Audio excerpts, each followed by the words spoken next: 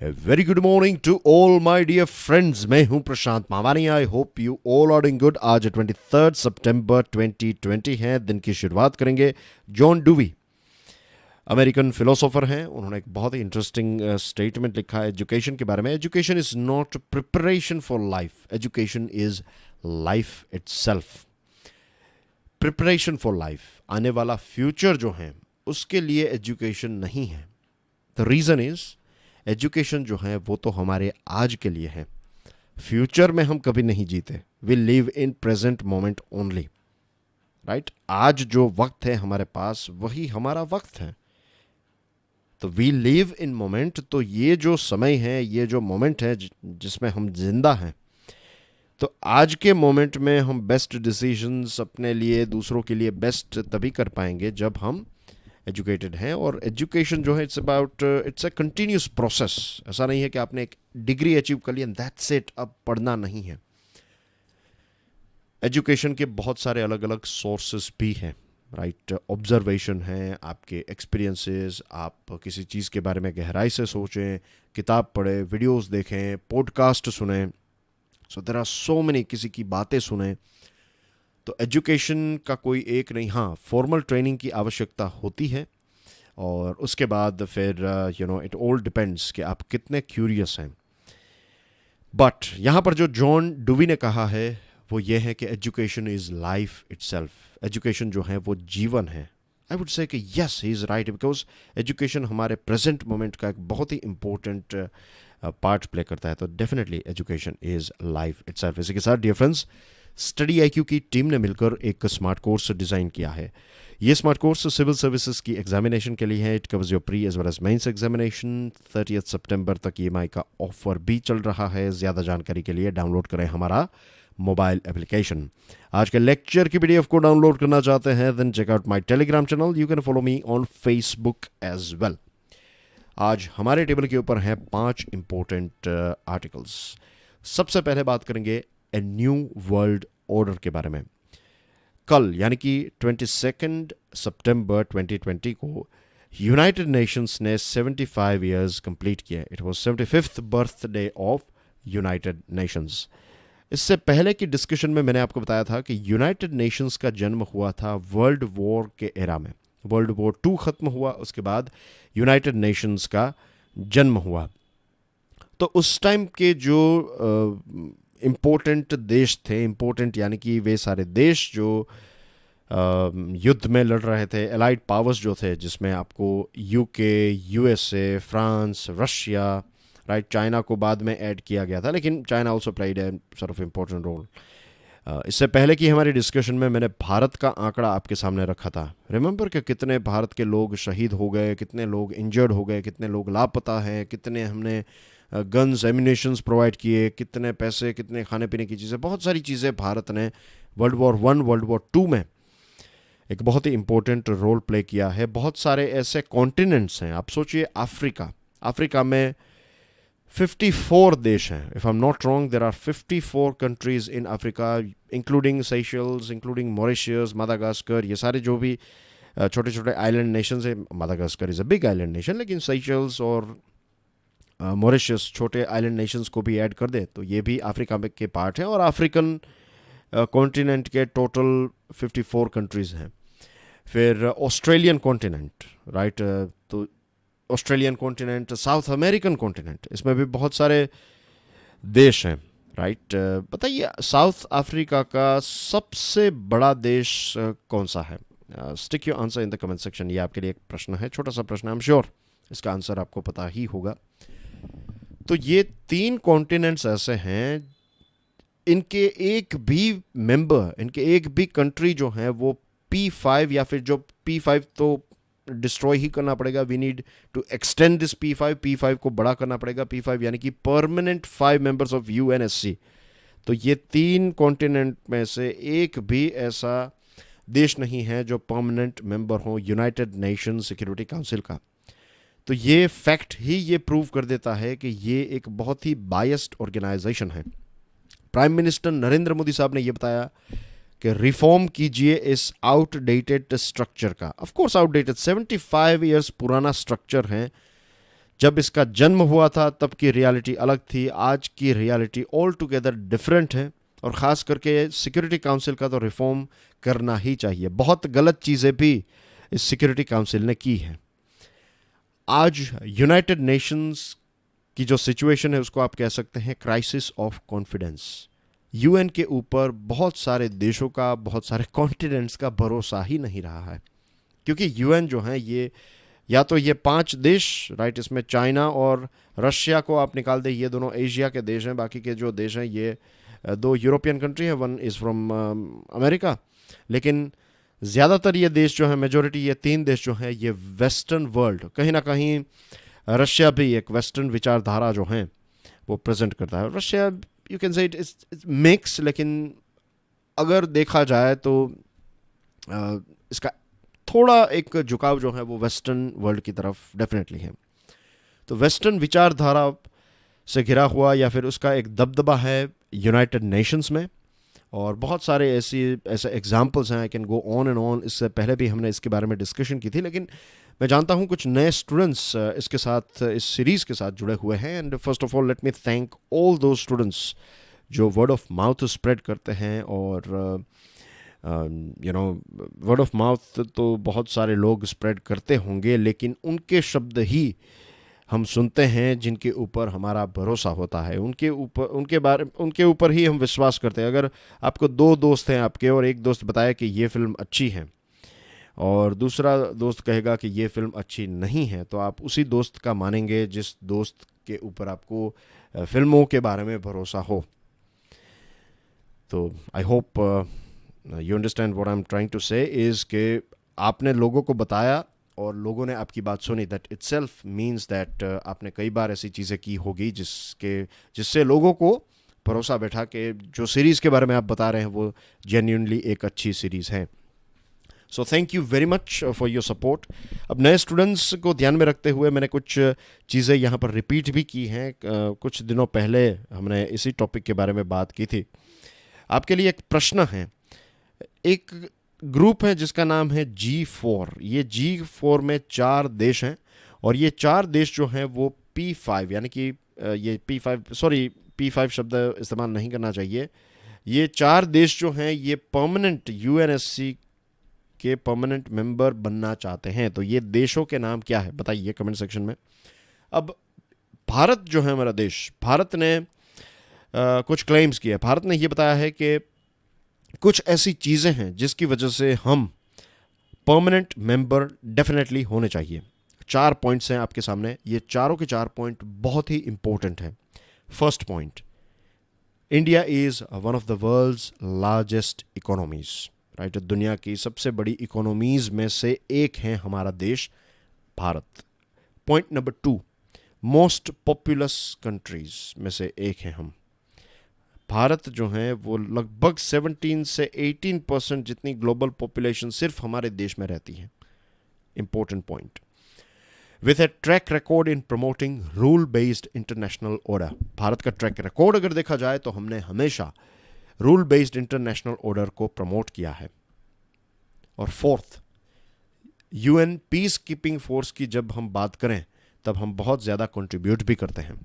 तो ये 4 पॉइंट्स ऐसे हैं जिससे हम अपना क्लेम कर रहे हैं। हम कह रहे हैं कि ये 4 पॉइंट्स आप देखिए और ये 4 पॉइंट्स प्रूव करते हैं कि हम यूएनएससी का पार्ट, परमानेंट मेंबर हम होने ही चाहिए। बहुत इंपॉर्टेंट पॉइंट्स थे डियर फ्रेंड्स। कोविड-19 के टाइम पर आप देखिए, यूएन हो, यूएनएससी हो या डब्ल्यूएचओ हो, ये तीनों यूएन के ही ब्रांचेस हैं ये दोनों, लेकिन ऑल ओवर इन्होंने हमें फेल किया है, निराश किया है। इसके पीछे एक रीज़न, डब्ल्यूएचओ ने तो टाइम पर इंफॉर्मेशन प्रोवाइड नहीं की, बहुत सारी कंफ्यूजिंग इंफॉर्मेशन भी रिलीज़ की। इसके अलावा यूएन की बात करें, डू यू नो कि दवाई का जो एक जहाज़ था वो जहाज़ यूएसए ने छीन लिया। Can you believe? ऐसी सिचुएशन मीन्स बिहेवियर देखिए इन सारे देशों का कि ये कोविड-19 के टाइम पर दवाई और ये सारी चीज़ें जो आई थिंक चाइना से एक जहाज़ जो है वो कहीं पर जा रहा था, तो इंडोनेशिया के आसपास उसको कंट्रोल मीन्स उसको यूएसए ने लिटरली टेक ओवर कर लिया और वो जहाज़ जो है वो आई थिंक जर्मनी के लिए था, लेकिन वो यूएसए तक पहुंचाया गया। तो ऐसी सिचुएशन, राइट। तो इसको क्या पायरेसी हम नहीं कहेंगे, लेकिन इनको रोकने वाला कोई नहीं है। The UN's reform process held through intergovernmental negotiations has not made progress over decades despite commitments. UN को रिफॉर्म करने की जो प्रोसेस है, इसके लिए जो इंटर गवर्नमेंटल नेगोशिएशंस आईजीएन जो है, इसने बहुत सारे कमिटमेंट्स तो दिए, लेकिन किसी भी प्रकार का ऐसा कोई रिजल्ट डिलीवर नहीं किया। और ये एक दो हफ्तों की बात नहीं है, दशकों से कमिटमेंट्स आ रहे हैं, लेकिन कोई ऐसा खास बदलाव या फिर प्रोग्रेस हमें देखने को नहीं मिला है। 75th एनिवर्सरी डिक्लेरेशन में एक अच्छी बात यह है, एक पॉजिटिव बात यह है कि सभी मेंबर देशों ने यह बताया है कि यूएन को हमें अपग्रेड करना चाहिए, यूएन में एक नई जान डालने की आवश्यकता है, एक नया स्पिरिट डालने की आवश्यकता है, और यूएनएससी को भी रिफॉर्म करने की आवश्यकता है। अब देखना यह है कि ये बातें कही हैं, ये प्लेज लिया है, ये शपथ ली है, लेकिन कब कैसे इसको। 5 मेजर इश्यूज की बात करें ये यूएनएससी के, तो ऑल ओवर यूएन को ये जो रिफॉर्म करना है, तो इसमें एनलार्जिंग सिक्योरिटी काउंसिल, जैसे मैंने ऑलरेडी आपको एक्सप्लेन कर दिया कि सिर्फ 5 देश परमानेंट हैं, तो दिस इज़ नॉट राइट, इसको एक्सपांड करना होगा। फिर कैटेगरीज ऑफ मेंबरशिप की कैटेगरीज किस प्रकार की होगी। फिर ये जो वीटो पावर है, आज तो यही है सिचुएशन कि ये 5 देशों के पास वीटो पावर है, तो वो ये देश जो हैं इन्होंने इस वीटो पावर का कई बार दुरुपयोग किया है। तो फ्यूचर में अगर एक्सपांशन होगा तो वीटो पावर होगा नहीं होगा, कैसे डिसीजंस लिए जाएंगे, इसके लिए भी एक फ्रेश थिंकिंग की आवश्यकता है। रीजनल रिप्रेजेंटेशन हर एक कॉन्टिनेंट से, और कुछ देशों के क्राइटेरियाज को ध्यान में रखते हुए सिक्योरिटी काउंसिल जो हैं उसको एक्सपांड करना चाहिए। And redistributing the security council general assembly power balance, जो सिक्योरिटी काउंसिल और जनरल असेंबली के बीच में पावर, जो सिक्योरिटी काउंसिल के पास ज़्यादा पावर है, और जनरल असेंबली जिसमें सभी मेंबर्स हैं, तो उनके पास उनके डिसीजंस की इतनी कोई वैल्यू नहीं रहती है सिक्योरिटी काउंसिल के सामने। तो इसके बीच में भी एक पावर बैलेंस होना चाहिए। सिर्फ सिक्योरिटी काउंसिल का दबदबा या फिर ये 5 देशों का दबदबा हो दुनिया के ऊपर, ऐसा बिल्कुल अलाउ नहीं होना चाहिए। तो we need to work on this thing, the world needs to work on this thing.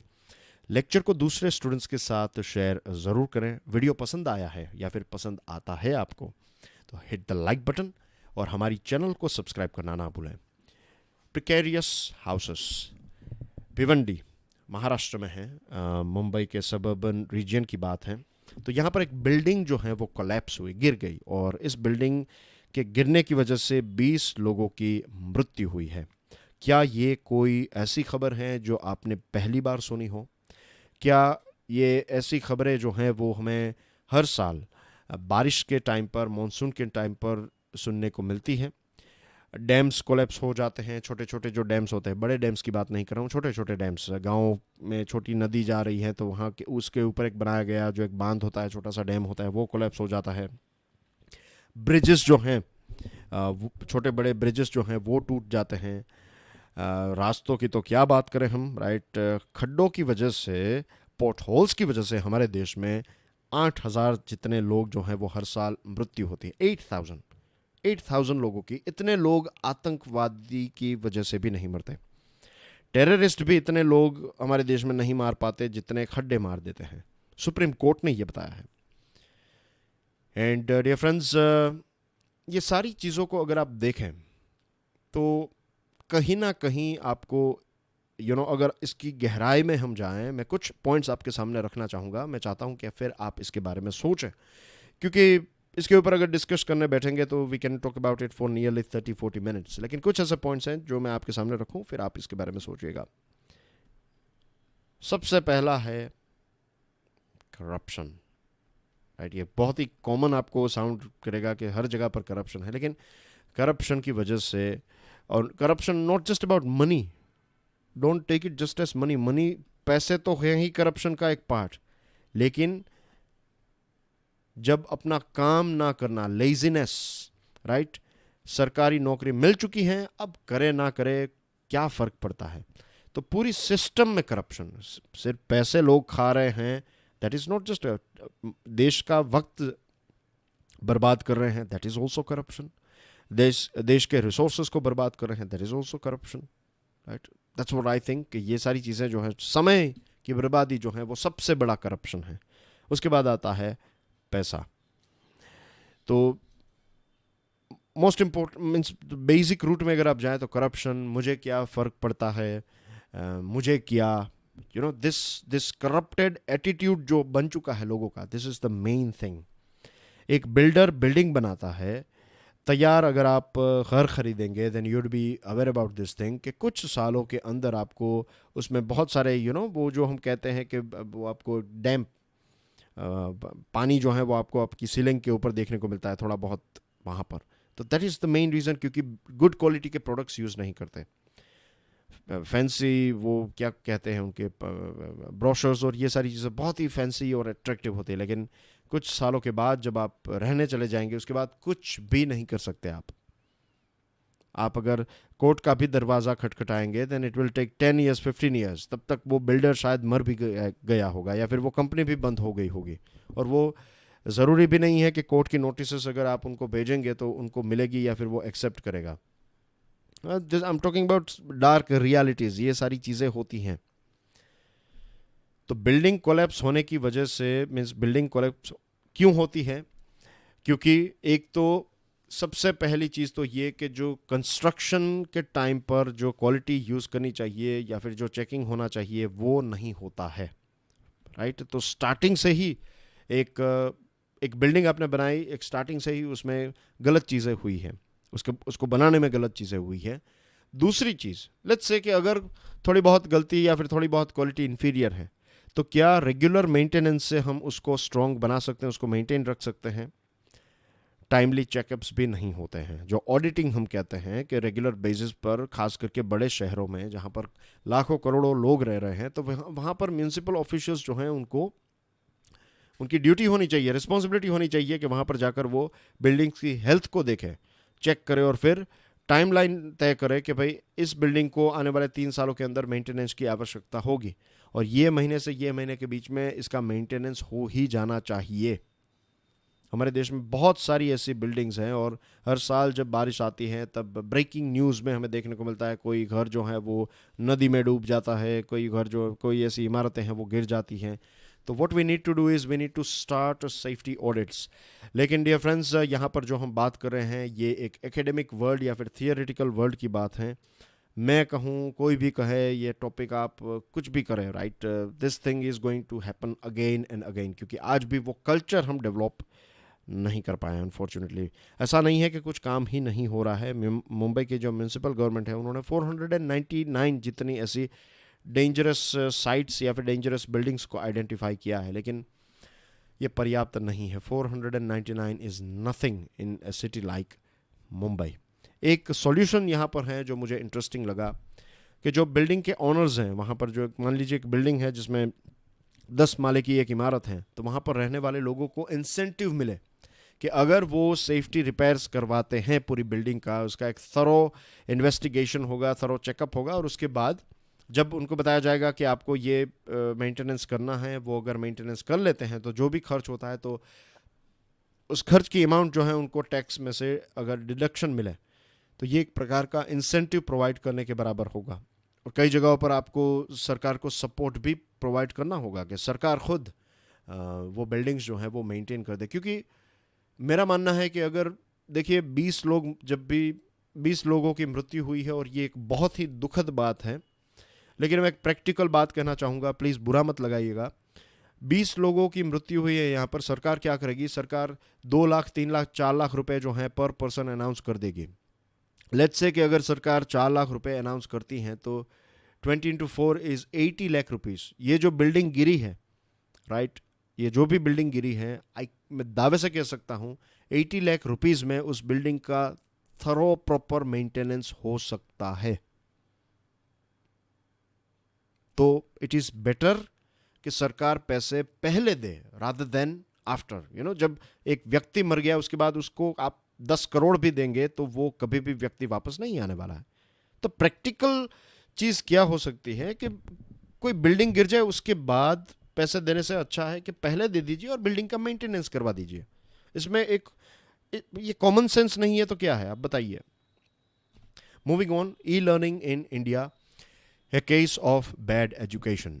John Dewey साहब अमेरिकन फ़िलोसोफर, हमने आज के डिस्कशन की जो शुरुआत की जो फ़ोटो था, तो ये जॉन डूवी साहब ने, अमेरिकन फ़िलोसोफर, साइकोलॉजिस्ट और एजुकेशनल रिफॉर्मर, ने स्ट्रांगली एक बात बताई है, an environment in which some are limited will always in reaction create conditions that prevent the full development even of those who fancy they enjoy complete freedom for unhindered growth. कुछ भी पता नहीं चला, it's okay, I will explain it to you. इनका कहने का मतलब ये है कि एक ऐसा environment in which some are limited, एक ऐसा एनवायरनमेंट जिसमें कुछ ही लोगों को सारी या फिर अच्छी फैसिलिटीज मिलती हैं, तो ऐसे एनवायरनमेंट में वे लोग जिनको ये सारी फैसिलिटीज मिली हैं, जिनको एजुकेशन की बात करते हैं, I give you this example, let's say this is educational system of our country, तो इसमें से इतने बच्चे जो हैं इनको बेस्ट फैसिलिटीज़ मिली हैं, और बाकी के जो बच्चे हैं इनको बेस्ट फैसिलिटीज़ नहीं मिली हैं, या फिर नहीं मिली है, ना के बराबर फैसिलिटीज़ मिली है। तो यहाँ पर जो जिनको बेस्ट फैसिलिटीज़ मिली है, तो हमें लगेगा कि ये तो अपने जीवन में बहुत कुछ कर पाएंगे एंड थिंग्स लाइक दैट। ऐसा नहीं है कि वो नहीं कर पाएंगे, of course they will make money and everything, लेकिन उनका जो पोटेंशियल, उनका जो पीक है, वहाँ तक वो नहीं पहुँच पाएंगे, क्योंकि ओवरऑल एनवायरनमेंट जो है वो इक्वल या फिर बेस्ट नहीं है। An environment in which some are limited will always in reaction create conditions that prevent the full development even of those who fancy they enjoy complete freedom for unhindered growth। गरीबी के बारे में आपने एक statement सुना होगा कि दुनिया के किसी भी कोने में गरीबी का होने का मतलब यह है कि दुनिया में गरीबी है, कि पूरी दुनिया में गरीबी है। आपके बॉडी में किसी भी जगह पर अगर आपको इंजरी हुई है, that means your body is injured.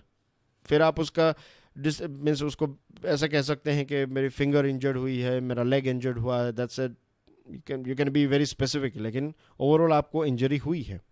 In the same way एक समाज में जहाँ पर कुछ लोगों को फैसिलिटीज़ मिलती हैं, तो एक अनइक्वल समाज जो है, तो उसमें जो जिनको फैसिलिटीज़ मिली हैं वो भी अपने पोटेंशियल तक फिर नहीं पहुँच पाते because of this inequality in society.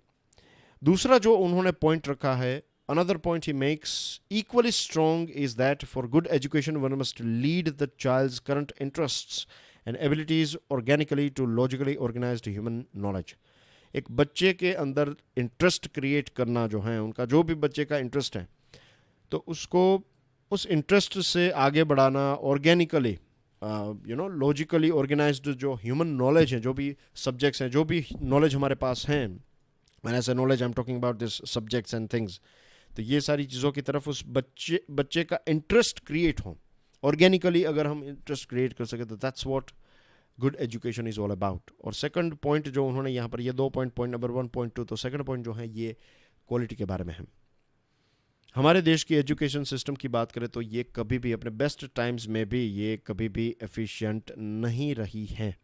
कुछ स्कूल्स अच्छी होती हैं, हम जब बच्चे थे या फिर कई बार आज भी जब हम हमारे पुराने फ्रेंड्स से मिलते हैं, या फिर अलग अलग फ्रेंड्स अलग अलग स्कूल में पढ़े होते हैं, तो we talk about and when कहते हैं कि हमारी स्कूल ऐसी थी, आपकी स्कूल हमसे अच्छी थी, ये सारी। तो एक ही शहर में कितनी वैरायटी होती है कि एक ही शहर में आपको अलग अलग, एक ही टाउन में आपको अलग अलग स्कूल्स देखने को मिलेगी। हर एक का परफॉर्मेंस अलग अलग होता है, कोई अच्छी होती है, कोई इतनी अच्छी नहीं होती है। कोविड-19 पेंडेमिक जो है, ये टाइम पर स्कूल्स बंद थी और हर जगह पर आजकल ऑनलाइन टीचिंग को ज़्यादा फोकस, हर कोई फोकस कर रहा है ऑनलाइन टीचिंग। लगभग सभी स्कूल्स ने यूट्यूब के ऊपर वीडियोस बनाने की शुरुआत कर दी है ना। आई एम नॉट सेइंग कि सिर्फ हमें ही अधिकार है यूट्यूब के ऊपर वीडियोस बनाने का, no. What I am trying to tell you here is that हर एक बच्चे के पास फैसिलिटीज़ नहीं है स्कूल जाने। देखिए, आप जिस एज में हैं, you are out of school and college, right? तो अब रियलिटी तो यही होनी चाहिए कि आप खुद पढ़ाई करें, क्योंकि ऑलरेडी आपके पास 17 ईयर्स का तो पढ़ाई का एक्सपीरियंस है।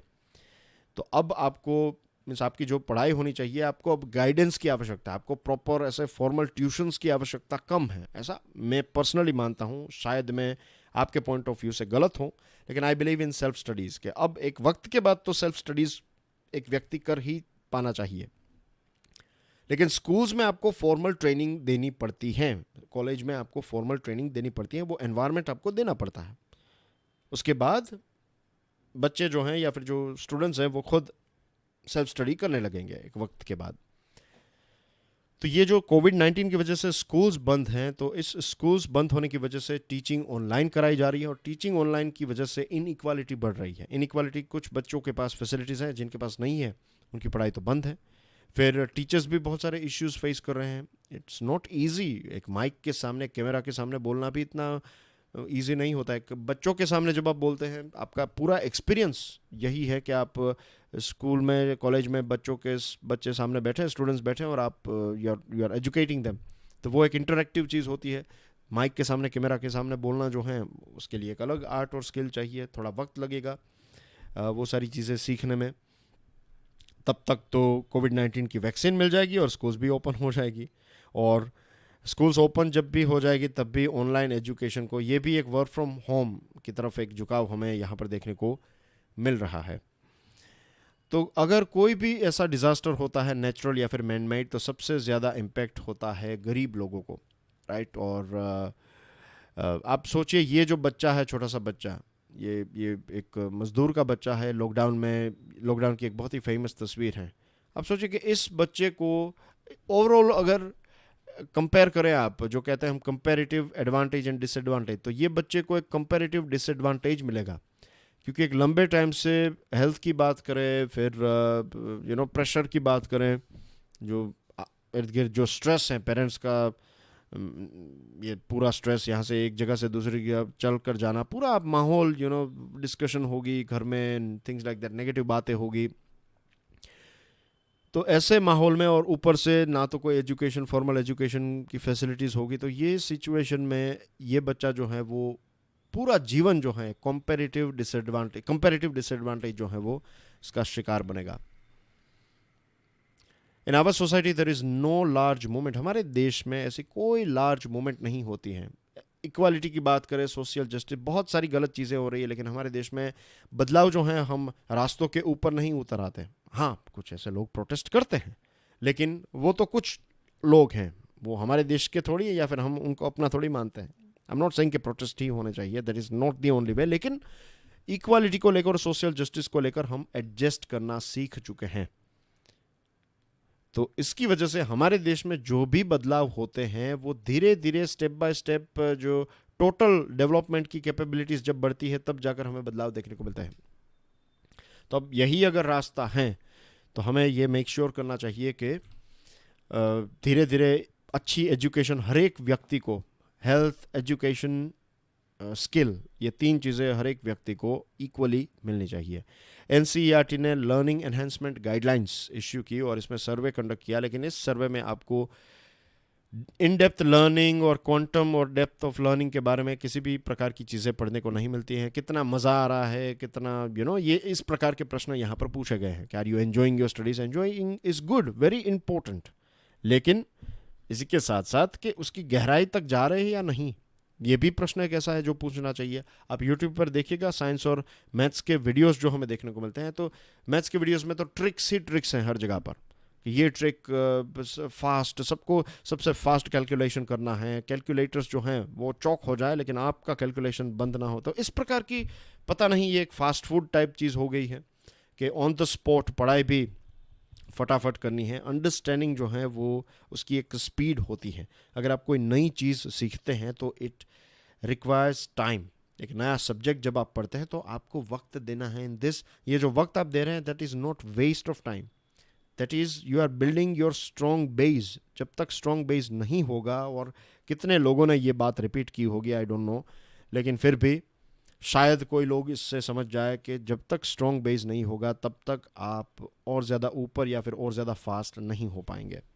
माइकल जोसेफ ऑक्सफोर्ड, इन्होंने बताया है कि it requires well connected regular efforts that are incrementally building. Incrementally यानी कि स्टेप बाय स्टेप। एक बच्चा जो है, उसको एजुकेशन जो देनी है, खास करके स्कूल एजुकेशन की बात करें, तो एक वेल कनेक्टेड और रेगुलर एफर्ट्स आपको देने पड़ेंगे, और तब जाकर धीरे धीरे वो बच्चा जो है वो एजुकेटेड बनता जाएगा। और आप कितने भी टेक्नोलॉजी, बेस्ट टेक्नोलॉजीज़ का इस्तेमाल कर रहे हैं, लेकिन अगर इंस्टीट्यूशनल एनवायरनमेंट नहीं है, और स्कूलिंग एज की बात करें तो इट इज़ वेरी इंपॉर्टेंट कि बच्चे स्कूल में जाएं। फिजिकल इंटरेक्शन जो उनका होता है अपने दोस्तों के साथ, क्लासमेट्स के साथ, स्कूलमेट्स के साथ, ये उनके overall as a human being हमें उनको डेवलप करना है। सिर्फ एक डिग्री होल्डर के तौर पर हमें उनको डेवलप नहीं करना है। तो एज ओवरऑल ह्यूमन बीइंग जो है उसका डेवलपमेंट जब वो ह्यूमन बीइंग के साथ कनेक्ट होता है तब होता है। टेक्नोलॉजी का इस्तेमाल मीन्स ऐसा नहीं है कि नहीं करना चाहिए। स्कूल में अगर डिजिटल बोर्ड्स हैं, ये सारी चीज़, दैट्स गुड। लेकिन सिर्फ एक डिजिटल बोर्ड आ गया और फिर आप सिर्फ डिजिटल एंड ऑनलाइन और यही चीज़ करते रहेंगे तो दैट विल नॉट हेल्प। आपको दोनों का एक फाइन बैलेंस लेकर चलना होगा। That's what I think, I believe in. Making the language of the law comprehensible. Draft environment impact assessment notification 2020 release किया गया सिर्फ इंग्लिश और हिंदी में। तो इसके ऊपर विरोध हुआ। 2 हाई कोर्ट्स ने यह बताया कि आपको इस ड्राफ्ट को 22 लैंग्वेजेस जो हमारे शेड्यूल 8 में मेंशन है, ये सारी 22 लैंग्वेजेस में आपको इशू करना चाहिए। सेंट्रल गवर्नमेंट ने कहा कि इसकी कोई खास रिक्वायरमेंट है नहीं, ऐसा कोई रूल नहीं है। लेकिन अगर हम देखें तो ऑथोरिटेटिव टेक्स्ट एक्ट 1973 है और इसमें यह बताया कि कोई भी रूल, कोई भी रेगुलेशंस जो है वो गवर्नमेंट को शेड्यूल 8 में जो लैंग्वेजेस हैं उसमें ट्रांसलेट करके रिलीज करना चाहिए। सुप्रीम कोर्ट ने एक अपने केस में बताया था कि अगर आप 1951 का ये केस है, हरला वर्सेस स्टेट ऑफ राजस्थान 1951, कि अगर आप कोई लॉ पब्लिश नहीं करते, पब्लिसाइज नहीं करते, तो फिर उस लॉ का इम्प्लीमेंटेशन या फिर उसका पालन लोग नहीं करेंगे। या फिर लॉ मीन्स आप किसी को, अगर आपने कोई लॉ नोटिफाई नहीं किया है, इश्यू नहीं किया है, तो फिर लोग क्यों उस पर्टिकुलर लॉ को फॉलो करें, और अगर वो नहीं फॉलो करें तो वो कोई गुनाह भी नहीं कर रहे हैं। That's what supreme court said. The official language act 1963 जो है इसमें पब्लिकेशन इंग्लिश और हिंदी में होना चाहिए, ऐसा लिखा गया है। लेकिन if you go through this 1973 act authoritative text तो इसमें क्लियरली है कि सभी लैंग्वेज में इसको इश्यू करना चाहिए। इंडिपेंडेंस से लेकर आज तक हम देखें, हमारे देश में पहला जो राज्य बना था वो भी भाषा के ऊपर आधारित था, और भाषा की वजह से बहुत सारी अलग अलग रीजनल पार्टीज भी, पॉलिटिकल पार्टीज का जन्म हुआ है। सेंट्रल गवर्नमेंट की ऑफिस में जब हम जाते हैं तब वहाँ पर हिंदी और इंग्लिश में ही लिखा हुआ होता है। पासपोर्ट ऑफिस और ऐसी कुछ ऐसी ऑफिस हैं जहाँ पर लोगों के पास चॉइस होनी चाहिए कि उनको तमिल लैंग्वेज को, कौन सी लैंग्वेज में उनको, ऑफ कोर्स उस क्षेत्र में कौन सी लैंग्वेज में उनको सारी चीज़ें इंफॉर्मेशन चाहिए। यूरोपियन यूनियन जो है वो अपने ऑफिशियल डॉक्यूमेंट्स 24 ऑफिशियल लैंग्वेजेस में पब्लिश कर सकता है, तो हम क्यों नहीं कर सकते, राइट। फिर एक है नीडलेस बुकर ब्रूहाहा।